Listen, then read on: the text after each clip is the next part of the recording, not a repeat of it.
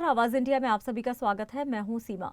महाराष्ट्र में सत्ता से काबिज महायुति सरकार ने मराठी और अंग्रेजी माध्यम के स्कूलों में हिंदी भाषा को कक्षा पहली से तीसरी तक के लिए अनिवार्य कर दिया है, जिसे लेकर महाराष्ट्र में राजनीति गर्मा गई है। स्कूलों में नई शिक्षा नीति के तहत हिंदी पढ़ाई जाने को लेकर मनसे अध्यक्ष राज ठाकरे के विरोध के बाद अब शिवसेना उद्धव ठाकरे गुट के प्रवक्ता और सांसद संजय राउत ने हिंदी का विरोध जताते हुए विवादित बयान दिया है। संजय राउत ने कहा कि महाराष्ट्र को हिंदी मत सिखाओ, गुजरात को सिखाओ। सबसे पहले वो अपने आप को समझ लेना चाहिए कि मैं महाराष्ट्र राज्य का मुख्यमंत्री हूँ और यहाँ की राजभाषा मराठी है। सबसे पहले महाराष्ट्र में मराठी जो है वो सख्त करो कि मराठी कंपलसरी करो, वो अब तक नहीं है। सिर्फ एक आदेश निकाल के सरकार का मराठी कंपलसरी नहीं हो सकती।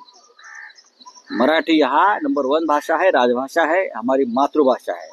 सबसे पहले मराठी को वो दर्जा मिलना चाहिए। वो अभिजात भाषा का दर्जा देने से ज़्यादा कुछ होता नहीं।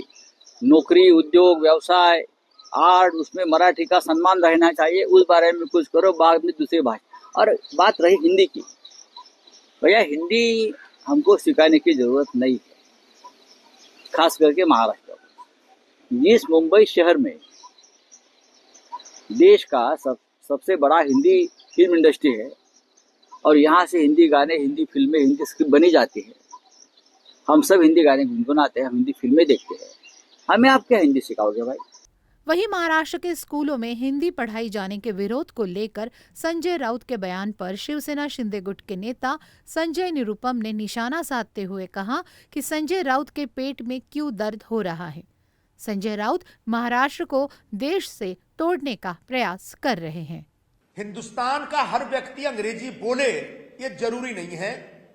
अंग्रेजी हमारी अपनी भाषा नहीं है, भारत की भाषा नहीं है। अंग्रेजी एक विदेशी भाषा है। अंग्रेज आए, यहां राज किए और अंग्रेजी भाषा छोड़कर चले गए। ऐसे में कोई व्यक्ति अंग्रेजी बोलना चाहे ना चाहे उसके ऊपर निर्भर करता है।